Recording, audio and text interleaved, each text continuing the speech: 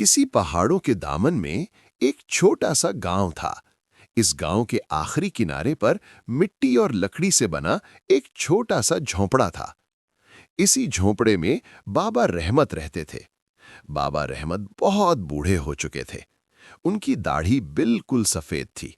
उनके हाथ कांपते थे और आंखों में थकान बसी हुई थी, लेकिन उनका दिल बहुत नर्म था। वो परिंदों को भी भूखा नहीं देख सकते थे। उनकी बीवी कई साल पहले दुनिया से जा चुकी थीं।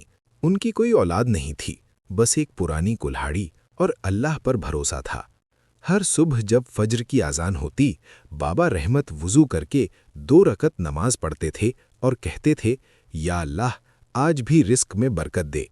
फिर वो अपनी लकड़ी की लाठी के सहारे जंगल का रुख करते थे।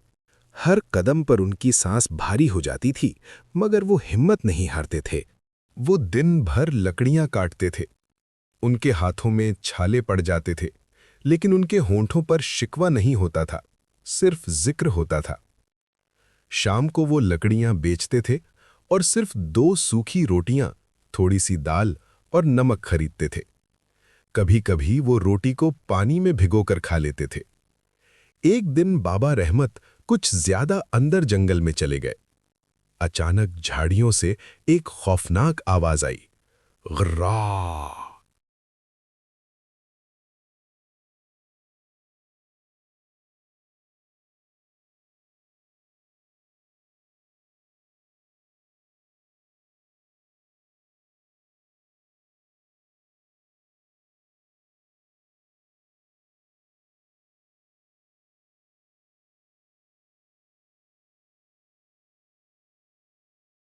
उसके पंजे में एक मोटा कांटा गड़ा हुआ था और खून बह रहा था।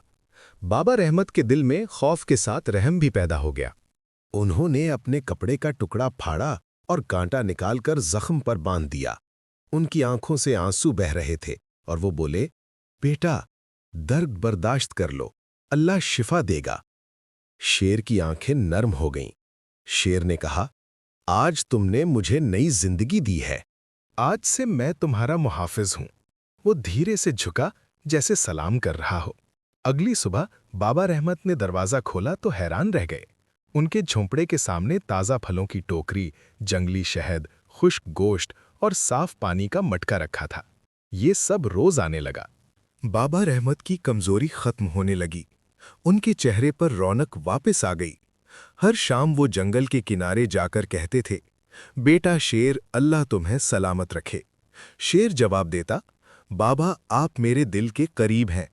अब बाबा रहमत भूखे नहीं सोते थे। सबसे बड़ी नेमत ये की कि वो अब अकेले नहीं थे। उन्हें एक सच्चा दोस्त मिल गया था। जो दिल से नेकी करता है, कुदरत खुद उसका सहारा बन जाती है।